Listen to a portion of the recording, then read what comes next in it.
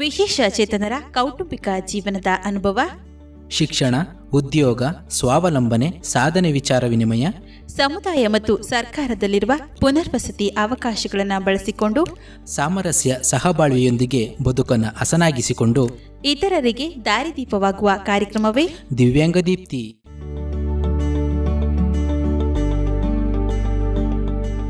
ಪ್ರೀತಿಯ ಜನಧ್ವನಿ ಕೇಳುಗರಿಗೆ ನಮಸ್ಕಾರ. ನಾನು ನಿಮ್ಮ ಬಾನುಲಿ ಗೆಳತಿ ಸ್ಫೂರ್ತಿ ಸರಗೂರು. ಕೇಳುಗರ ದಿವ್ಯಾಂಗ ದೀಪ್ತಿ ಕಾರ್ಯಕ್ರಮಕ್ಕೆ ಆತ್ಮೀಯವಾದ ಸ್ವಾಗತ. ಕೇಳುಗರ ದಿವ್ಯಾಂಗ ದೀಪ್ತಿ ಭರವಸೆಯ ಬೆಳಕು. ಕೇಳುಗರ ಇವತ್ತಿನ ನಮ್ಮ ದಿವ್ಯಾಂಗ ದೀಪ್ತಿ ಕಾರ್ಯಕ್ರಮದಲ್ಲಿ ವಿಶೇಷವಾಗಿ ಅನಿಮಿಯಾ ಅಥವಾ ಥಲೀಸೀಮಿಯಾ ಸಮಸ್ಯೆ ಕುರಿತು ನಮ್ಮ ಜೊತೆ ಮಾತನಾಡಲಿದ್ದಾರೆ ಎಚ್.ಡಿ. ಕೋಟೆ ತಾಲೂಕಿನ ದಮ್ಮನಕೋಟೆ ಹಾಡಿಯ ಶ್ರೀಮತಿ ರಶ್ಮಿರವರು. ಬನ್ನಿ ಅವರನ್ನ ಕಾರ್ಯಕ್ರಮಕ್ಕೆ ಸ್ವಾಗತಿಸೋಣ. ಹಾಗೆ ಅವರ ಒಂದು ಸಮಸ್ಯೆ ಬಗ್ಗೆ ಒಂದಿಷ್ಟು ವಿಚಾರಗಳನ್ನ ಅವರಿಂದಲೇ ತಿಳಿದು ಬರೋಣ. ಮೇಡಮ್, ಕಾರ್ಯಕ್ರಮಕ್ಕೆ ಆತ್ಮೀಯವಾದ ಸ್ವಾಗತ. ನಮಸ್ಕಾರ. ನಮಸ್ಕಾರ ಮೇಡಮ್. ನಮಸ್ಕಾರ.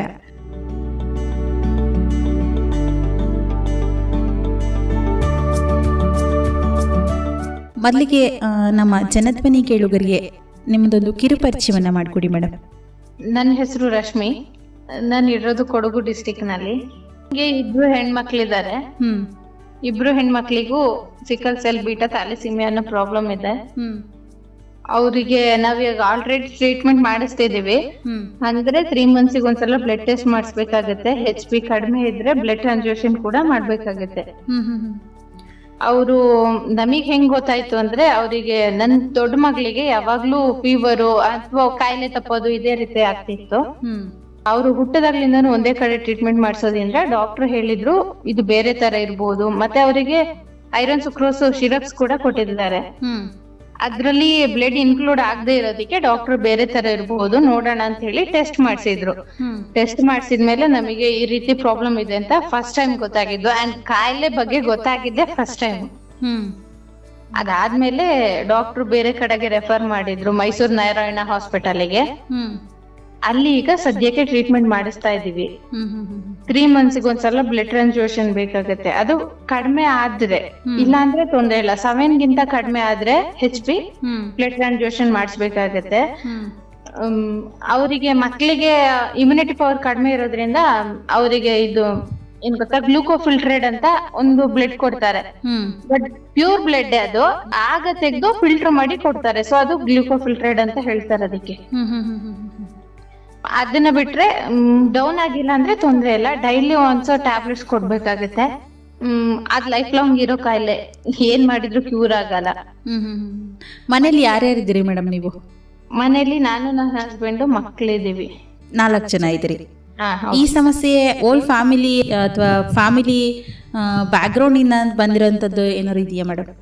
ಹೌದು ಮ್ಯಾಮ್, ನನಗೆ ನನ್ನ ಹಸ್ಬೆಂಡಿಗೂ ಇಬ್ರಿಗೂ ಇದೆ. ಬಟ್ ನಮಗೆ ಅದ್ರ ಬಗ್ಗೆ ಕ್ಲಿಯರ್ ಆಗಿ ಗೊತ್ತಿರಲಿಲ್ಲ. ಅಂಡ್ ನಮಗಿರೋ ಅನಿಮಿಯಾದಲ್ಲಿ ನಾರ್ಮಲ್ ಅನಿಮಿಯಾ ಪ್ರಾಬ್ಲಮ್ ಇಲ್ಲ. ನಾವ್ ಇಬ್ಬರಿಂದನೂ ಸೇರಿ ಮಕ್ಳಿಗೆ ಬಂದಿರೋದ್ರಿಂದ ಅದು ಸಿಕಲ್ ಸೆಲ್ ಬೀಟಾ ಥ್ಯಾಲಸೀಮಿಯಾ ಅಂತ ಬಂದಿದೆ. ಸೊ ಅದರಿಂದ ಮಕ್ಳಿಗೆ ಪ್ರಾಬ್ಲಮ್ ಇದೆ. ನೀವು ಚಿಕಿತ್ಸೆಯನ್ನು ತಗೋತಾ ಇದ್ದೀರಾ, ನೀವು ನಿಮ್ಮ ಪತಿ? ಇಲ್ಲ ತಗೋತಿಲ್ಲ. ಅಂದ್ರೆ ನಿರಂತರವಾಗಿ ಟ್ಯಾಬ್ಲೆಟ್ ಏನಾದ್ರು ತಗೊಳತಾರ? ಇಲ್ಲ ಮ್ಯಾಮ್, ನಮಗೆ ಇದ್ರ ಬಗ್ಗೆ ಕಾಯಿಲೆ ಬಗ್ಗೆ ಗೊತ್ತೇ ಇಲ್ಲ. ಅದ್ರಲ್ಲೂ ನಮಗ್ ಮಕ್ಳಿಗೆ ಟೆಸ್ಟ್ ಮಾಡಿಸಿದಾಗ ಅವ್ರ ಪೇರೆಂಟ್ಸಿಗೂ ಟೆಸ್ಟ್ ಮಾಡ್ಬೇಕು ಅಂತ ಹೇಳಿ ಮಾಡಿದ್ರು. ಅದ್ರಿಂದಾಗಿ ಗೊತ್ತಾಯ್ತು. ಬಿಟ್ರೆ ನಮಗೆ ಅವತ್ತಿನವರೆಗೂ ನಮಿಗೂ ಇದೇ ಪ್ರಾಬ್ಲಮ್ ಅನ್ನೋದು ಗೊತ್ತಿರಲಿಲ್ಲ. ಮ್ಯಾಮ್, ವಿಶೇಷವಾಗಿ ನೀವು ದಮ್ಮನಕಟ್ಟೆ ಅಂತ ಹೇಳಿದ್ರಿ, ನೀವು ಅಥವಾ ಯಾವ ಜನಾಂಗಕ್ಕೆ ಬರ್ತೀರಾ? ನಾನು ಇತರೆಗೆ ಬರ್ತೀನಿ ಮ್ಯಾಮ್, ನಾನು ಗೌಡಸು. ದಮ್ಮನಕಟ್ಟೆಲೆ ಈಗ ಪ್ರಸ್ತುತವಾಗಿ ವಾಸವಾಗಿರೋದು ನೀವು? Okay ma'am. ಹಾಗೆ ಈಗ ನೀವು ಹೇಳ್ತಾ ಇದ್ರಿ ನನ್ನ ಇಬ್ರು ಮಕ್ಳಿಗೂ ಈ ತರ ಸಮಸ್ಯೆ ಇದೆ ಅಂತ ಹೇಳಿದ್ರಿ. ಮಕ್ಕಳು ಪರಿಚಯ ಮಾಡ್ಕೊಡಿ ಮೇಡಮ್.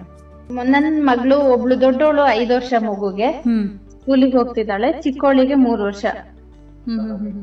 ಅಂದ್ರೆ ಇಬ್ರಿಗೂ ಎಷ್ಟೆಷ್ಟು ವರ್ಷ ಅಂತರ ಇದೆ ಮೇಡಮ್ ಅವ್ರಿಗೆ?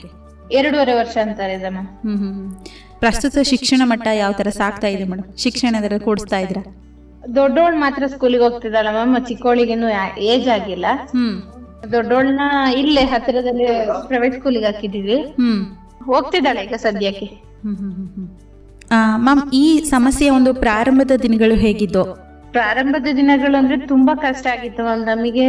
ನಾವು ತುಂಬಾ ಏನು ಎಲ್ಲ ಇರೋರು ಸೌಲಭ್ಯಗಳು ಇರೋರಲ್ಲ, ಸಾಧಾರಣ ಮಟ್ಟದಲ್ಲಿ ಬದುಕ್ತಿರೋರು. ಹಂಗಾಗಿ ಸ್ವಲ್ಪ ತುಂಬಾ ಅಂದ್ರೆ ತುಂಬಾ ಕಷ್ಟ ಆಯ್ತು. ಸ್ಟಾರ್ಟಿಂಗ್ ಅಲ್ಲಿ ತುಂಬಾ ಬ್ಲಡ್ ಟ್ರಾನ್ಸ್ಫ್ಯೂಷನ್ ಬೇಕಾಯ್ತು ಮಕ್ಳಿಗೆ. 3 ತಿಂಗಳಿಗೂ ಹಾಕ್ಸಿದೀವಿ. ಅದೆಲ್ಲ ದುಡ್ಡನ್ನ ಪ್ರೈವೇಟ್ ಹಾಸ್ಪಿಟಲ್ ಅಲ್ಲಿ ಮಾತ್ರ ನಮಗೆ ಸ್ಪೆಷಾಲಿಟೀಸ್ ಗಳು ಸಿಗ್ತಿರೋದು, ಗೌರ್ಮೆಂಟ್ ಅಲ್ಲಿ ಯಾವ್ದು ಸಿಗ್ತಾ ಇಲ್ಲ. ಹಂಗಾಗಿ ತುಂಬಾ ಕಷ್ಟ ಆಯ್ತು. ಪ್ರೈವೇಟ್ ಅಲ್ಲಿ ಮಾಡ್ಸೋತಿಗೆ ಬ್ಲಡ್ ಟ್ರಾನ್ಸ್ಫ್ಯೂಷನ್. ಆ ಟೈಮಲ್ಲಿ ಹೇಳ್ಕೊಳ್ದಿರೋ ಅಷ್ಟು ಕಷ್ಟ ಪಟ್ಟಿದೀವಿ. ಯಾರಿಗೂ ಹೇಳ್ಕೊಳಕ್ಕೂ ಆಗಲ್ಲ, ಈ ಕಾಯಿಲೆ ಬಗ್ಗೆ ಯಾರಿಗೆ ಹೇಳಿದ್ರು ಗೊತ್ತಿಲ್ಲ. ಆ ಟೈಮಲ್ಲಿ ಹೆಂಗಾಯ್ತು ಅಂದ್ರೆ ಡಾಕ್ಟರ್ ಒಬ್ರು ಸಪೋರ್ಟಿಗೆ ಇದ್ದಿದ್ದಕ್ಕೆ ನಮಗೆ ಸ್ವಲ್ಪ ಹೆಲ್ಪ್ ಆಯ್ತು. ಅಂದ್ರೆ ಗೌರ್ಮೆಂಟ್ ಅಲ್ಲಿ ನಮ್ಗೆ ಯಾವ ಸ್ಪೆಷಾಲಿಟೀಸ್ ಗಳು ಸಿಗ್ತಾ ಇಲ್ಲ. ಇವತ್ತಿಗೂ ಹೋದ್ರೆ ಅವರು ಗೌರ್ಮೆಂಟ್ ಅಲ್ಲಿ ಕೇಳಿದ್ರೆ ಗ್ಲೂಕೋಫಿಲ್ಟ್ರೇಡ್ ಆಗಿರೋದ್ರಿಂದ ಮಕ್ಳಿಗೆ ನಮ್ ಡಿಸ್ಟ್ರಿಕ್ಟ್ ಹಾಸ್ಪಿಟಲ್ ಅಲ್ಲಿ ಗ್ಲೂಕೋಫಿಲ್ಟ್ರೇಡ್ ಬ್ಲಡ್ ಸಿಗ್ತಾ ಇಲ್ಲ. ಅದ್ರಿಂದಾಗಿ ನಾವು ಪ್ರೈವೇಟ್ ಅಲ್ಲೇ ಹಾಕ್ಸ್ಬೇಕಾಗಿದೆ. ಇವತ್ತಿಗೂ ನಾವು ಪ್ರೈವೇಟ್ ಅಲ್ಲೇ ಹಾಕಿಸ್ತಾ ಇದೀವಿ. ಒಂದು ಮಗುಗೂ ಒಂದು ಸಲ ಖರ್ಚು ಮಾಡ್ತೀವಿ ಅಂದ್ರೆ 7,000 ರಿಂದ 8,000 ರೂಪಾಯಿ ಒಂದು ಮಗುಗ್ ಬೇಕಾಗುತ್ತೆ. ಒಂದ್ಸಲ ಬ್ಲಡ್ ಟ್ರಾನ್ಸ್ಫ್ಯೂಷನ್ ಮಾಡಿಸ್ತೀವಿ ಅಂದ್ರೆ. ನಾವು ತುಂಬಾ ಏನು ಎಲ್ಲಾ ಸ್ಪೆಷಾಲಿಟೀಸ್ ಗಳು ಇರೋರು ಅಥವಾ ತುಂಬಾ ಜೋರಾಗಿರೋರು ರಿಚ್ ಪಾರ್ಟಿಗಳೇನಲ್ಲ, ನಾವು ಸಾಧಾರಣ ಮನುಷ್ಯರೇ. ಹಂಗಾಗಿ ಸ್ವಲ್ಪ ಸ್ಟಾರ್ಟಿಂಗ್ ಅಲ್ಲಿ ಸ್ವಲ್ಪ ಕಷ್ಟ ಆಯ್ತು. ಇತ್ತೀಚೆಗೆ ಅವರಿಗೆ ನಾವು ಗೌರ್ಮೆಂಟ್ ಇಂದ ಸಿಕ್ಕಿದ್ದು ಅಂದ್ರೆ ಒಂದು ಕಾರ್ಡ್ ಮಾಡ್ಕೊಟ್ರು, UDID ಕಾರ್ಡ್. ಅದ್ರಿಂದ ಸ್ವಲ್ಪ ಮಕ್ಕಳಿಗೆ ತಿಂಗಳಿಗೆ ಒಂದಿಷ್ಟು ಅಂತ ಅಮೌಂಟ್ ಬರ್ತಿದೆ, ಅದರಿಂದ ಸ್ವಲ್ಪ ಮೇಂಟೈನ್ ಆಗ್ತಿದೆ. ಅಂದ್ರೆ ಒಂದು ಮಗುವಿನ ತಪಾಸಣೆಗೆ ಸುಮಾರು 6 ರಿಂದ 7 ಸಾವಿರಗಳು ಖರ್ಚಾಗೋದ್ರಿಂದ ತುಂಬಾ ಆರ್ಥಿಕ ಸಮಸ್ಯೆ ಇದೆ ಅನ್ನಂಗಾಯ್ತು. ಹೌದು ಮ್ಯಾಮ್. ಈ ಚಿಕಿತ್ಸೆಗೆ ಸಂಬಂಧಪಟ್ಟಂತೆ ನೀವು ಗೌರ್ಮೆಂಟ್ ಹಾಸ್ಪಿಟಲ್ ಅಲ್ಲಿ ಈ ತರ ಸೌಲಭ್ಯ ಸಿಗಲ್ಲ ಅಂತ ಹೇಳಿದ್ರಿ. ಇನ್ಯಾವ ತರ ಪ್ರೈವೇಟ್ ಹಾಸ್ಪಿಟ್ಲಿಗೆ ನೀವು ಧಾವಿಸಿದ್ರಿ ಅಥವಾ ಮಕ್ಳಿಗೆ ಸಂಬಂಧಪಟ್ಟಂತೆ ಚಿಕಿತ್ಸೆನ ನೀವು ಕೊಡಿಸ್ತಾ ಇಲ್ಲಿವರೆಗೂ ಬರ್ತಾ ಇದ್ದೀರಿ? ಮೇಡಮ್, ನಾನು ಇಲ್ಲಿ ಡಾಕ್ಟರ್ ನಂಗೆ ರೆಫರ್ ಮಾಡಿದ್ದು Mysuru Narayana hospital, private hospital refer ಮಾಡಿದವರು. ಅದ ತಕ್ಷಣಕ್ಕೆ ಸದ್ಯದ ಮಟ್ಟಿಗೆ ನಾವಿದ್ದ ಪರಿಸ್ಥಿತಿಗೆ ನಮಗೆ ಏನ್ ಮಾಡ್ಬೇಕು ಅನ್ನೋದು ಗೊತ್ತಿರಲಿಲ್ಲ. ಹಂಗಾಗಿ ಅಲ್ಲೇ ತೋರಿಸ್ಕೊಂಡ್ವಿ. ಅಲ್ಲಿ ತೋರಿಸ್ಕೊಂಡು ಮತ್ತೆ ಸ್ವಲ್ಪ ದಿನ ಕಳೆದ್ಮೇಲೆ ಎಲ್ಲಾ ಕಡೆನು ವಿಚಾರಿಸಿದ್ವಿ, ಗೌರ್ಮೆಂಟ್ ಹಾಸ್ಪಿಟಲ್ಗಳೆಲ್ಲ ವಿಚಾರಿಸಿದ್ವಿ. ನಮಿಗೂ ಹೆಲ್ಪ್ ಆದ್ರೆ ಮಕ್ಳಿಗೂ ಸ್ವಲ್ಪ, ನಮಗೆ ಖರ್ಚು ಕಡಿಮೆ ಆದ್ರೆ ಸ್ವಲ್ಪ ಹೆಲ್ಪ್ ಆಗುತ್ತೆ ಅಂತ. ಬಟ್ ಆದ್ರೆ ಏನ್ ಮಾಡಿದ್ರು ನಮಗೆ ಗೌರ್ಮೆಂಟ್ ಅಲ್ಲಿ ಸ್ಪೆಷಾಲಿಟೀಸ್ ಗಳು ಸಿಕ್ಕಿಲ್ಲ, ಇವತ್ತಿನವರೆಗೂ ಸಿಕ್ಕಿಲ್ಲ. ಮೈಸೂರಲ್ಲಿ ಒಬ್ರು JSS ಹಾಸ್ಪಿಟಲ್ ಅಲ್ಲಿ ದೀಪಾ ಭಟ್ ಅಂತ ಡಾಕ್ಟರ್ ಇದ್ದಾರೆ. ಅವ್ರು ಇವತ್ತಿಗೂ ಟ್ರೈ ಮಾಡ್ತಿದ್ದಾರೆ ಗೌರ್ಮೆಂಟ್ ಅಪ್ರೂವ್ ಮಾಡ್ಬೇಕು, ಗೌರ್ಮೆಂಟ್ ಅಲ್ಲಿ ಸಿಗ್ಬೇಕು ಎಲ್ಲ ಸ್ಪೆಷಾಲಿಟೀಸ್ ಅಂತ, ಆದ್ರೆ ಆಗ್ತಿಲ್ಲ. ಅಂದ್ರೆ ಸಾಕಷ್ಟು ರೀತಿಯ ಸರ್ಕಾರಿ ಸೌಲಭ್ಯಗಳಲ್ಲಿ ಒಂದು ಸಮಸ್ಯೆಗೆ ಕಾರಣ ಆಗೋ ಚಿಕಿತ್ಸೆ ನಿಮಗೆ ಸಿಕ್ಕಿದ್ರೆ ಸೂಕ್ತ ರೀತಿಯಲ್ಲಿ ಜೀವನ ನಡೆಸೋಕೆ ಸುಲಭ ಆಗುತ್ತೆ ಅಂತ ಹೇಳ್ತಾ ಇದ್ರಿ. ಹೌದು ಮೇಡಮ್. ಮ್ಯಾಮ್, ಈಗ ಈ ಸಮಸ್ಯೆಯಿಂದ ಇನ್ಯಾವ್ದಾದ್ರು ಆರೋಗ್ಯ ಸಮಸ್ಯೆ ಎದುರಾಗ್ತಾ ಇದೆಯಾ? ಈಗ ನೀವ್ ಹೇಳಿದ್ರಿ 3 ದಿನಕ್ಕೂ ಹುಷಾರಿಲ್ದಿರೋಂಥದ್ದು, ಮಕ್ಕಳಿಗೆ ಏನಾದ್ರು ಸಮಸ್ಯೆ ಉಂಟಾಗ್ತಾ ಇದೆಯಾ? ಸಮಸ್ಯೆ ಅದೇ ಮ್ಯಾಮ್, ಬ್ಲಡ್ ಡೌನ್ ಆಯ್ತು ಅಂದ್ರೆ ಬೇಗ ಮಕ್ಳು ಹುಷಾರ್ ತಪ್ತಾರೆ. ಅದ್ರಲ್ಲಿ ಸ್ವಲ್ಪ ನಾವ್ ಎಚ್ಚರಿಕೆಯಿಂದ ಇದ್ರೆ ಯಾವ ತೊಂದ್ರೆನೂ ಆಗಲ್ಲ. ಅವ್ರಿಗೆ ಹುಷಾರ್ ತಪ್ಪಿದ ತಕ್ಷಣ ನಾವ್ ಏನ್ ಮಾಡ್ಬೇಕು ಅದನ್ನ ಮಾಡ್ಕೊಂಡ್ರೆ ಮಕ್ಳು ನಾರ್ಮಲ್ ಆಗಿರ್ತಾರೆ. ಅಂದ್ರೆ ಸಡನ್ಲಿ ಆತರ ಆಗುತ್ತಾ ಏನು? ಹಾ ಮ್ಯಾಮ್, ಸಡನ್ ಬ್ಲಡ್ ಡೌನ್ ಆಯ್ತು ಅಂದ ತಕ್ಷಣ ಮಕ್ಳಿಗೆ ಫೀವರ್ ಬರೋದು ಅಥವಾ ಬೇರೆ ಏನಾದ್ರೂ ಸಮಸ್ಯೆ ಆಗೋದು ಆಗ್ತಾ ಇರುತ್ತೆ. ಅದ್ರಲ್ಲೇ ಗೊತ್ತಾಗ್ಬಿಡುತ್ತೆ ಮ್ಯಾಮ್ ಅವರು ಹೇಗಿದ್ದಾರೆ, ಯಾವ ರೀತಿ ನಡ್ಕೋತಿದ್ದಾರೆ. ಮಕ್ಳನ್ನ ಡೈಲಿ ನೋಡ್ತೀವಲ್ವಾ, ಅವ್ರ ಬಾಡಿ ಚೇಂಜಸ್ ಆದಾಗ ನಮಗ್ ಗೊತ್ತಾಗತ್ತೆ. ಅವರು ಹುಷಾರ್ ತಪ್ಪದಾಗ್ಲ ಅಥವಾ ಏನಾದ್ರೂ ಒಂದು ಪ್ರಾಬ್ಲಮ್ ಬಂತು ಅಂದ್ರೆ ನಾವಂತೂ ತುಂಬಾ ಎಚ್ಚರಿಕೆಯಲ್ಲಿ ಮಕ್ಳನ್ನ ನೋಡ್ಕೋತಿದೀವಿ, ನೆಗ್ಲೆಕ್ಟ್ ಅಂತೂ ಮಾಡೋದೇ ಇಲ್ಲ. ಮ್ಯಾಮ್, ಈಗ ನೀವ್ ಹೇಳಿದ್ರಿ ಮಕ್ಕಳು ಒಂದು ದೈನಂದಿನ ಚಟುವಟಿಕೆ ನೋಡಿದ್ರೆ ಗೊತ್ತಾಗ್ಬಿಡುತ್ತೆ ಅಂತ. ಈ ನಿಟ್ಟಿನಲ್ಲಿ ಅವರ ದೈನಂದಿನ ಚಟುವಟಿಕೆ ಇಬ್ರದ್ದು ಹೇಗಿರುತ್ತೆ? ನೀವೇ ನೋಡ್ಕೋಬೇಕಾ ಏನು? ನಾನೇ ನೋಡ್ಕೋಬೇಕು ಮ್ಯಾಮ್, ಬೇರೆ ಯಾರಿಲ್ಲ. ಬಟ್ ಅಂದ್ರೆ ಅವರು ರೆಗ್ಯುಲರ್ ಆಕ್ಟಿವ್ ಆಗಿರ್ತಾರೆ, ಇರೋದಕ್ಕೂ ಡಿಫ್ರೆನ್ಸ್ ಗೊತ್ತಾಗತ್ತೆ. ಅಂದ್ರೆ ಈ ಕಾಯಿಲೆ ಬಗ್ಗೆ ಗೊತ್ತಾದ್ಮೇಲೆ ನಮಗೆ ಅವರು ಯಾವ ರೀತಿ ಇರ್ತಾರೆ ಅನ್ನೋದನ್ನ ಡಾಕ್ಟರ್ ನಮಗ್ ಸ್ವಲ್ಪ ಎಕ್ಸ್ಪ್ಲೈನ್ ಮಾಡ್ತಾರೆ. ಅಥವಾ ಆಕ್ಟಿವ್ ಡೌನ್ ಆಗೋದು ಇಲ್ಲ ಹುಷಾರ್ ತಪ್ಪೋದು ಹಿಂಗೆಲ್ಲ ಆದ್ರೆ ನೀವು ಸಡನ್ ಆಗಿ ನೋಡ್ಕೋಬೇಕು, ಬ್ಲಡ್ ಟೆಸ್ಟ್ ಮಾಡಿಸ್ಬೇಕು ಅಂತೆಲ್ಲ ಹೇಳ್ಕೊಟ್ಟಿದ್ದಾರೆ. ಹಂಗಾಗಿ ಅವ್ರು ಸ್ವಲ್ಪ ಹುಷಾರ್ ತಪ್ಪಿದ್ರು ನಾವು ಅವಾಗವಾಗ ಬ್ಲಡ್ ಟೆಸ್ಟ್ ಮಾಡಿಸ್ತಾ ಇರ್ತೀವಿ. ಮ್ಯಾಮ್, ಈ ತರನೇ ಆಹಾರ ಕ್ರಮ ಇರ್ಬೇಕು ಅವ್ರಿಬ್ರಿಗೆ ಅಂತಂದ್ರೆ ಇದೆಯಾ? ಆಹಾರ ಕ್ರಮ ಏನಿಲ್ಲ ಮ್ಯಾಮ್, ಆದ್ರೆ ಡೈಲಿ ಪ್ರೋಟೀನ್ ಇರುವಂತ ಫುಡ್ಸ್ ಗಳನ್ನೇ ಕೊಡ್ಬೇಕು. ಈ ಜಂಕ್ ಫುಡ್ ನೆಲ್ಲ ಸ್ವಲ್ಪ ಕಡಿಮೆ ಮಾಡ್ಬೇಕು. ಮತ್ತೆ ಅದ್ ಬಿಟ್ರೆ ಇನ್ನೇನಿಲ್ಲ ಮ್ಯಾಮ್, ಟ್ಯಾಬ್ಲೆಟ್ಸ್ ಮಾತ್ರ ಕಂಟಿನ್ಯೂಸ್ ಆಗಿ ಕೊಡ್ಬೇಕು. ಯಾವ ಟೈಮಲ್ಲಿ? ನೈಟ್ ಒಂದ್ ಟೈಮ್. ಅಂದ್ರೆ ನಿರಂತರವಾಗಿ ಒಂದು ಮಾತ್ರೆ ಸೇವನೆ ತುಂಬಾ ಅಗತ್ಯ ಆಗಿರುತ್ತೆ. ಈ ನಿಟ್ಟಿನಲ್ಲಿ ಆಹಾರ ಕ್ರಮವು ಕೂಡ ಒಂದು ಪ್ರೋಟೀನ್ ಉಳ್ಳ ಹೆಚ್ಚು ಆಹಾರ ಪೌಷ್ಟಿಕತೆ ಇರೋ ಅಂಶವನ್ನ ಕೊಟ್ರೆ ಅವರಿಗೆ ಆರೋಗ್ಯ ಸುಧಾರಿಸೋಕೆ ಈ ನಿಟ್ಟಿನಲ್ಲಿ ಸಹಕಾರಿಯಾಗುತ್ತೆ. ಹಾ ಹೌದು ಮ್ಯಾಮ್.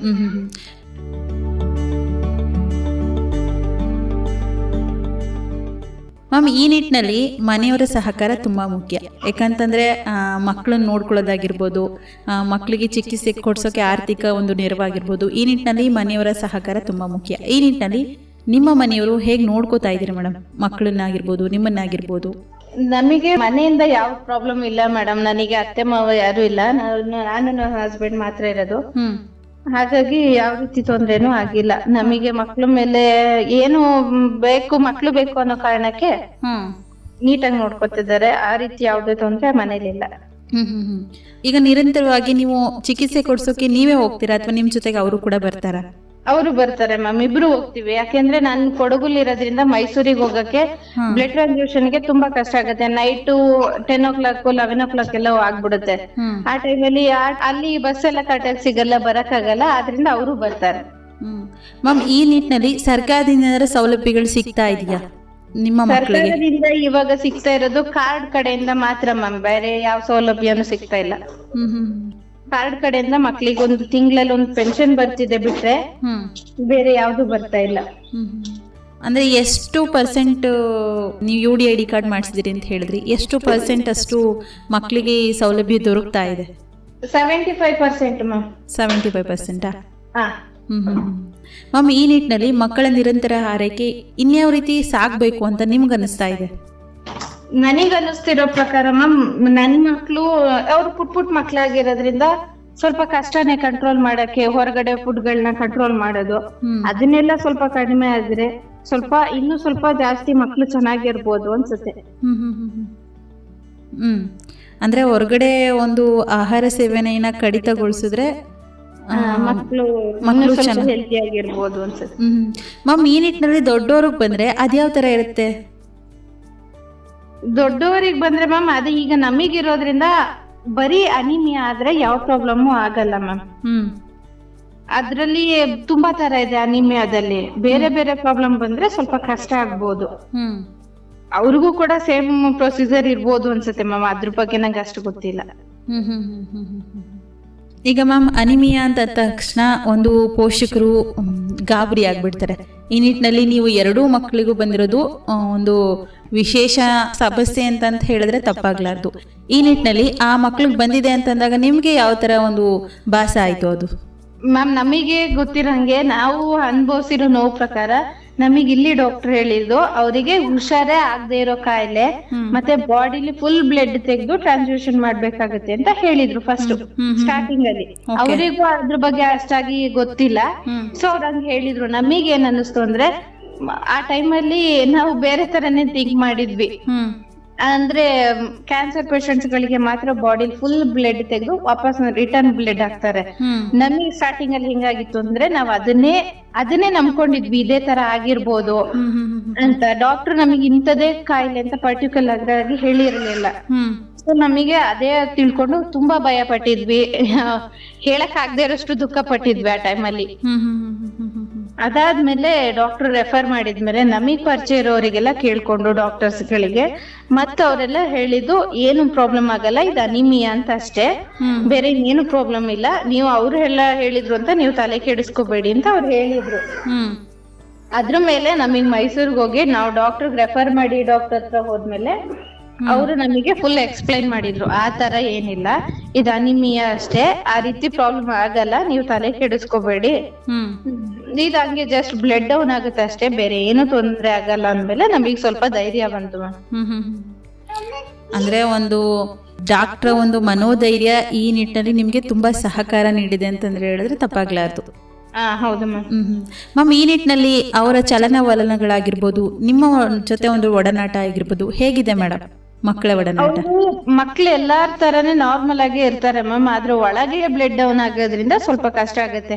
ಅವ್ರು ಆರಾಮಾಗಿ ಎಲ್ಲಾ ಮಕ್ಳ ತರಾನೇ ಆಟ ಆಡ್ಕೊಂಡು ಖುಷಿಯಾಗಿ ಎಲ್ಲಾ ರೀತಿ ಆಕ್ಟಿವಿಟೀಸ್ ಗಳಲ್ಲೂ ಇರ್ತಾರೆ. ಆದ್ರೆ ಒಳಗಿರೋದ್ರಿಂದ ಗೊತ್ತಾಗಲ್ಲ ಅಷ್ಟೇ. ಮ್ಯಾಮ್, ಈ ನಿಟ್ಟಿನಲ್ಲಿ ಅವ್ರಿಗೆ ಈ ಸಮಸ್ಯೆ ಇದೆ ಅಂತ ಗೊತ್ತಾ ಅವ್ರಿಗೆ? ಮಕ್ಳಿಗೆ ಅವರಿಗೆ ನಾವ್ ಏನ್ ಹೇಳಿದ್ರು ಅರ್ಥ ಆಗಲ್ಲ ನಮ್ಮ ಇನ್ನು ಪುಟ್ ಮಕ್ಳು. ಅವರಿಗೆ ಕರ್ಕೊಂಡ್ ಹೋಗ್ತೀವಿ, ಬ್ಲಡ್ ಟೆಸ್ಟ್ ಮಾಡಿಸ್ತೀವಿ, ಟ್ಯಾಬ್ಲೆಟ್ ಕುಡಿತಾರೆ, ಅದು ಬಿಟ್ರೆ ಅವ್ರಿಗೆ ಇವತ್ತಿಗೂ ನನಗೆ ಈ ರೀತಿ ಪ್ರಾಬ್ಲಮ್ ಇದೆ ಅಂತ ಗೊತ್ತಿಲ್ಲ ಮ್ಯಾಮ್. ನಾವ್ ಹೇಳಿದ್ರು ಅವ್ರಿಗೆ ಅರ್ಥ ಆಗಲ್ಲ. ಮ್ಯಾಮ್, ಈಗ ಈ ನಿಟ್ಟಿನಲ್ಲಿ ಸಮಸ್ಯೆ ಇದೆ ಅಂತಂದ್ರೆ ಸಾಕಷ್ಟು ರೀತಿಯ ಜನರು ಹಿಂಜರಿಕೆ ಪಡ್ತಾರೆ. ಈ ನಿಟ್ಟಿನಲ್ಲಿ ಯಾವ್ದಾದ್ರು ಆ ಥರ ಅನುಭವ ಆಗಿದೆಯಾ? ಹಿಂಜರಿಕೆ ಅಂತ ಯಾವ ಅನುಭವನೂ ಆಗಿಲ್ಲ ಮ್ಯಾಮ್. ಆದ್ರೆ ಸ್ವಲ್ಪ ಬೇಜಾರಂದ್ರೆ ಎಲ್ಲಾರು ಅಯ್ಯೋ ಅಯ್ಯೋ ಈ ಮಗು ಹಂಗಿದ್ಯಂತೆ ಹಿಂಗಿದ್ಯಂತೆ ಅಂತ ಮಾತಾಡ್ತಾರೆ. ಅದು ಸ್ವಲ್ಪ ಬೇಜಾರಿದೆ ಬಿಟ್ರೆ ನಮಗೆ ಇನ್ಯಾವ ಪ್ರಾಬ್ಲಮ್ ಆಗಿಲ್ಲ ಮ್ಯಾಮ್. ಇನ್ಯಾವ ಹಿಂಜರಿಕೆನೂ ಇಲ್ಲ. ಯಾಕೆಂದ್ರೆ ಮಕ್ಳು ನಾರ್ಮಲ್ ಆಗಿದ್ದಾರೆ, ಎಲ್ಲಾ ತರನು ಆಕ್ಟಿವ್ ಆಗಿರ್ತಾರೆ. ಬಾಡಿಲಿ ಬ್ಲಡ್ ಕಡಿಮೆ ಆದ್ರೆ ಮಾತ್ರ ಬ್ಲಡ್ ಹಾಕಿಸ್ಬೇಕಾಗತ್ತೆ ಬಿಟ್ರೆ ಬೇರೆ ಯಾವ ತೊಂದ್ರೆನೂ ಇಲ್ಲ ಮ್ಯಾಮ್. ಯಾರು ಈ ಕಾಯಿಲೆ ಬಗ್ಗೆ ಹೆದರ್ಬೇಕು ಅಂತ ಇಲ್ಲ. ಅಂದ್ರೆ ಸಿಂಪತಿ ತೋರಿಸೋದು ಅಷ್ಟರ ಮಟ್ಟಿಗೆ ಏನು ಬೇಡ. ಈ ನಿಟ್ಟಿನಲ್ಲಿ ಮಗು ಆರೋಗ್ಯಕರವಾಗಿದೆ. ಈ ನಿಟ್ಟಿನಲ್ಲಿ ಕೆಲವೊಂದು ಸಮಸ್ಯೆಗಳನ್ನ ಆಗಾಗ ಸರಿ ಮಾಡ್ಕೊಂಡ್ರೆ ಆ ಮಕ್ಕಳಿಗೆ ಯಾವುದೇ ರೀತಿ ಸಮಸ್ಯೆ ಇಲ್ಲ ಅಂತ ಈ ಮುಖಾಂತರ ಹೇಳ್ತಾ ಇದ್ರಿ. ಹೌದು ಮ್ಯಾಮ್. ಈ ನಿಟ್ಟಿನಲ್ಲಿ ಮ್ಯಾಮ್, ಸಾರ್ವಜನಿಕರಿಗೆ ಇದ್ರ ಬಗ್ಗೆ ನೀವು ಸಂದೇಶ ಕೊಡೋದಾದ್ರೆ ಏನ್ ಕೊಡ್ತೀರಾ ಮೇಡಮ್? ಸಂದೇಶ ಅಷ್ಟೇ ಮೇಡಮ್, ತುಂಬಾ ಎಲ್ಲಾ ಮಕ್ಳನ್ನು ತುಂಬಾ ನೆಗ್ಲೆಕ್ಟ್ ಆಗಿ ನೋಡ್ಬೇಡಿ. ಅವ್ರಿಗೆ ಒಳಗಡೆ ಇರೋ ಪ್ರಾಬ್ಲಮ್ಸ್ ಗಳು ಏನು ಗೊತ್ತಾಗಲ್ಲ. ನೀವು ಆದಷ್ಟು ಬ್ಲಡ್ ಟೆಸ್ಟ್ ಗಳು ಮಾಡಿಸ್ಕೊಳ್ಳಿ, ಮಕ್ಳಿಗೂ ಮಾಡಿಸಿ. ಅಂಡ್ ಈ ತರ ಕಾಯಿಲೆ ಬಂತು ಅಂತ ಹೇಳಿ ತುಂಬಾ ಹೆದರ್ಕೊಳ್ಳೋದು ಅಥವಾ ಟ್ರೀಟ್ಮೆಂಟ್ ಮಾಡಿಸ್ತಾ ಇರೋದು ಇದನ್ನೆಲ್ಲ ಮಾಡ್ಬೇಡಿ. ಮಕ್ಳಿಗೆ ಟ್ರೀಟ್ಮೆಂಟ್ ಮಾಡಿಸಿದ್ರೇನೆ ಒಳ್ಳೇದು. ಈ ಕಾಯಿಲೆಯಿಂದ ಯಾವ್ದೇ ಪ್ರಾಬ್ಲಮ್ ಆಗಲ್ಲ, ಯಾವ ತೊಂದ್ರೆನೂ ಆಗಲ್ಲ. ಆದ್ರೆ ಬ್ಲಡ್ ಕಡಿಮೆ ಆದ್ರೆ ಮಾತ್ರ ತಕ್ಷಣ ಬ್ಲಡ್ ಹಾಕಿಸ್ಕೋಬೇಕಾಗತ್ತೆ ಅಷ್ಟೇ. ಮ್ಯಾಮ್, ಈ ನಿಟ್ಟಿನಲ್ಲಿ ಪೋಷಕರು ನಮಗೆ ನಮ್ಮ ಮಕ್ಕಳಿಗೆ ಈ ಥರ ಸಮಸ್ಯೆ ಇದೆ ಅಂತ ಅಂದ್ಬಿಟ್ಟು ಆ ಮಕ್ಕಳನ್ನ 4 ಗೋಡೆಗೆ ಸೀಮಿತ ಮಾಡ್ಬಿಟ್ಟು ಹೊರಗಿನ ಪ್ರಪಂಚಕ್ಕೆ ಆ ಮಕ್ಕಳನ್ನ ತೋರಿಸ್ತಿರೋ ಥರ ಬೆಳೆಸ್ಬಿಡ್ತಾರೆ. ಈ ನಿಟ್ಟಿನಲ್ಲಿ ಅಂಥ ಪೋಷಕರಿಗೆ ನೀವೇನು ಹೇಳ್ತೀರಾ ಒಬ್ಬ ಮಾದರಿ ತಾಯಿಯಾಗಿ? ಮೇಡಮ್, ಆ ರೀತಿ ಎಲ್ಲ ಮಾಡ್ಬಾರ್ದು ಮ್ಯಾಮ್. ಯಾಕಂದ್ರೆ ಆ ಮಕ್ಳು ತುಂಬಾ ಇನ್ನೂ ವೀಕ್ ಆಗಿ ಹೋಗ್ತಾರೆ. ಅದನ್ನ ಬಿಟ್ಟು ನಾವು ಆ ಮಕ್ಳಲ್ಲಿ ನಿಮಗೇನು ಆಗಲ್ಲ, ಧೈರ್ಯವಾಗಿರಿ, ನೀವೆಲ್ಲಾರ ಜೊತೆನೂ ಆರಾಮಾಗಿರಿ ಅಂತ ಎಲ್ಲಾರ ಜೊತೆನೂ ಫ್ರೀ ಆಗ್ಬಿಟ್ರೆ ಮಕ್ಳಿಗೆ ಆ ಪ್ರಾಬ್ಲಮ್ ಇದೆ ನನಗೆ ಅನ್ನೋದೇ ನೆನಪಿರಲ್ಲ. ಅಂಡ್ ಆ ಮಕ್ಳು ಖುಷಿಯಾಗಿರೋ ಟೈಮಲ್ಲಿ ಅವ್ರನ್ನ ನೋಡಿದ್ರೆ ನಮಿಗೂ ಕೂಡ ಪ್ರಾಬ್ಲಮ್ ಇದೆ ಅಂತ ನೆನಪಾಗಲ್ಲ. ಸೊ ಯಾರೂನು ಮಕ್ಳನ್ನ ಒಳಗಡೆ ಕೂಡಾಕೋದು ಅಥವಾ ಆ ಮಕ್ಳಿಗೆ ಹಿಂಗೆ ಪ್ರಾಬ್ಲಮ್ ಇದೆ ಅಂತ ಹೇಳಿ ಅದನ್ನೇ ತಲೆಯಲ್ಲಿ ಇಟ್ಕೊಂಡು ಮಕ್ಳಿಗೆ ಹಿಂಸೆ ಮಾಡೋದು ಅಥವಾ ನೀವ್ ಹಿಂಸೆ ಮಾಡ್ಕೊಳ್ಳೋದನ್ನ ಮಾಡ್ಕೋಬೇಡಿ.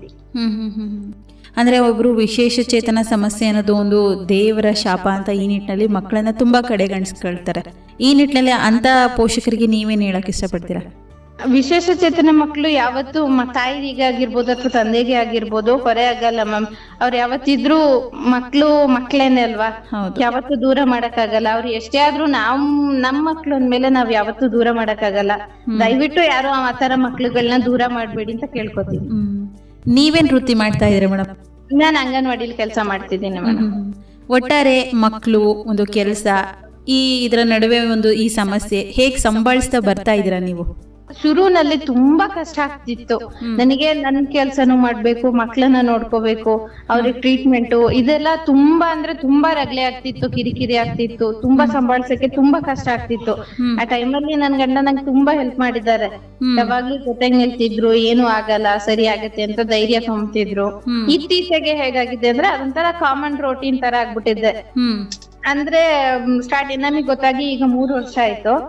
ಹಾಗಾಗಿ ಯಾವ್ದೇ ರೀತಿ ಪ್ರಾಬ್ಲಮ್ ಆಗ್ತಿಲ್ಲ. ಇತ್ತೀಚೆಗೆ ಅದು ರೆಗ್ಯುಲರ್ ಆಗಿರೋದ್ರಿಂದ ನಮ್ಗೆ ಮಕ್ಳಿಗೆ ಏನ್ ಬೇಕು ಅದನ್ನ ಮಾಡ್ತಿದೀವಿ. ಮಕ್ಳಿಗೆ ಎಷ್ಟು ಟ್ರೀಟ್ಮೆಂಟ್ ಬೇಕು ಅದನ್ನ ಮಾಡಿಸ್ತಿದೀವಿ.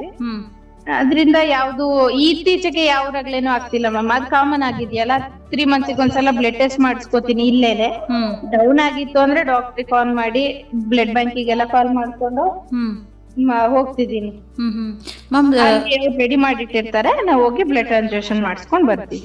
ಅಂದ್ರೆ ತಕ್ಷಣ ಅದು ಒಂದು ಅರೇಂಜ್ ಆಗಿರುತ್ತಾ ಬ್ಲಡ್ ತಕ್ಷಣ ಅರೇಂಜ್ ಆಗಲ್ಲ ಮ್ಯಾಮ್. ಯಾಕೆಂದ್ರೆ ಮಕ್ಳಿಗೆ ಗ್ಲೂಕೋಫಿಲ್ಟ್ರೇಟ್ ಬೇಕು, ಆಗ ತೆಗೆದು ಆಗ ಪ್ಯೂರಿಫೈ ಮಾಡ್ತಾರೆ. ಹಂಗಾಗಿ ಸ್ವಲ್ಪ 1-2 ದಿನದ ಮುಂಚೆನೆ ಹೇಳ್ಕೋಬೇಕಾಗತ್ತೆ ಮ್ಯಾಮ್. ಅಂದ್ರೆ ನೀವು ಹೋಗೋ 1-2 ದಿನ ಮುಂಚಿತವಾಗಿ ಈ ಒಂದು ಮಾಹಿತಿಯನ್ನ ಕೊಟ್ಟಾಗ ನಂತರದ ದಿನಗಳಲ್ಲಿ ಚಿಕಿತ್ಸೆ ಪಡೆಯೋಕೆ ತುಂಬಾ ಅನುಕೂಲ ಆಗುತ್ತೆ. ಹೌದು ಮ್ಯಾಮ್. ಒಟ್ಟಾರೆ ನಮ್ಮ ಜನಧ್ವನಿ ಕೇಳುಗರಿಗೆ ನೀವೇನ್ ಸಂದೇಶವನ್ನ ಕೊಡ್ತೀರಾ ಮೇಡಮ್? ಈಗ ಸಿಕಲ್ ಸೆಲ್ ಅನಿಮಿಯಾ ಅಂತ ತಕ್ಷಣ ಸಾಕಷ್ಟು ಜನ ಒಂದು ಆತಂಕ ಈಡಾಗಿ ಭಯ ಪಡ್ಕೊಂಡು ಜೀವನ ಮಾಡ್ತಾ ಇರ್ತಾರೆ. ಅಂತ ಒಂದು ವ್ಯಕ್ತಿಗಳಿಗೆ ನೀವೇನ್ ಹೇಳಕ್ ಇಷ್ಟಪಡ್ತೀರಾ ಮೇಡಮ್? ದಯವಿಟ್ಟು ಯಾರು ಹೆದರ್ಕೋಬೇಡಿ, ಅದರಿಂದ ಯಾವ ತೊಂದ್ರೆನೂ ಆಗಲ್ಲ. ಆದ್ರೆ ಮಕ್ಳಿಗೆ ಬೇಕಾದಾಗ ಟ್ರೀಟ್ಮೆಂಟ್ ಮಾಡಿಸ್ಕೊಳ್ಳಿ ಅಂತ ಹೇಳ್ತೀನಿ ಮ್ಯಾಮ್. ಬೇರೆ ಇನ್ನೇನು ತೊಂದ್ರೆ ಆಗಲ್ಲ ಅದರಿಂದ. ಇನ್ಕ್ಲೂಡಿಂಗ್ ದೊಡ್ಡವ್ರಿಗೆ ಏನ್ ಹೇಳಕ್ ಇಷ್ಟಪಡ್ತೀನಿ ಮ್ಯಾಮ್? ದೊಡ್ಡವರಿಗೆ ಆದಷ್ಟು ಮಕ್ಳಿಗೆ ಧೈರ್ಯ ತುಂಬಾ ಕೆಲಸ ಮಾಡಿ ಅವ್ರನ್ನ ದೂರ ಇಡಬೇಡಿ ಅಂತ ಕೇಳ್ಕೊತೀನಿ. ತುಂಬಾ ಖುಷಿ ಆಯ್ತು ಮೇಡಮ್ ಇಷ್ಟೊತ್ತು ನಮ್ಮ ಕಾರ್ಯಕ್ರಮದಲ್ಲಿ ಭಾಗವಹಿಸಿ ನಿಮ್ಮ ಮಕ್ಕಳ ಸಮಸ್ಯೆ ಕುರಿತು ಸಾಕಷ್ಟು ಮಾಹಿತಿಯನ್ನು ನೀಡಿ ಸಾರ್ವಜನಿಕರಿಗೆ ಒಂದು ಮಾದರಿ ಸಂದೇಶವನ್ನು ತಿಳಿಸ್ಕೊಟ್ಟಿದ್ದಕ್ಕೆ ನಮ್ಮ ಪರವಾಗಿ ಹಾಗೂ ಕಾರ್ಯಕ್ರಮದ ಪರವಾಗಿ ಧನ್ಯವಾದಗಳು ಮೇಡಮ್. ಥ್ಯಾಂಕ್ ಯು ಮ್ಯಾಮ್, ನಿಮಗೂ. Okay, thank you. ನಾಳೆಯ ನಂಬಿಕೆ ಇರಲಿ ನಮ್ಮ ಬಾಳಲ್ಲಿ, ಗೆಲ್ಲುವ ಭರವಸೆಯೊಂದೇ ಬೆಳಕಾಗಲಿ. ಮನವಿ ಓ ಮನವಿ ನೀ ಅಳುಕದಿರು,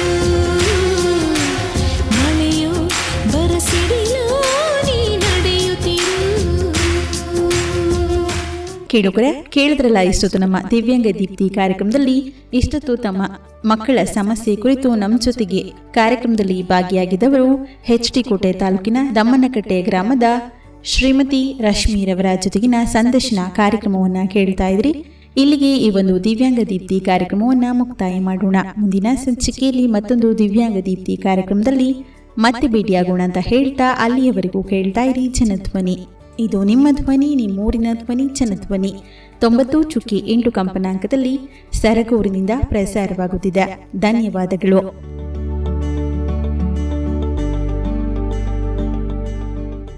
ವಿಶೇಷ ಚೇತನರ ಕೌಟುಂಬಿಕ ಜೀವನದ ಅನುಭವ, ಶಿಕ್ಷಣ, ಉದ್ಯೋಗ, ಸ್ವಾವಲಂಬನೆ, ಸಾಧನೆ ವಿಚಾರ ವಿನಿಮಯ, ಸಮುದಾಯ ಮತ್ತು ಸರ್ಕಾರದಲ್ಲಿರುವ ಪುನರ್ವಸತಿ ಅವಕಾಶಗಳನ್ನು ಬಳಸಿಕೊಂಡು ಸಾಮರಸ್ಯ ಸಹಬಾಳ್ವೆಯೊಂದಿಗೆ ಬದುಕನ್ನು ಹಸನಾಗಿಸಿಕೊಂಡು ಇತರರಿಗೆ ದಾರಿದೀಪವಾಗುವ ಕಾರ್ಯಕ್ರಮವೇ ದಿವ್ಯಾಂಗ ದೀಪ್ತಿ.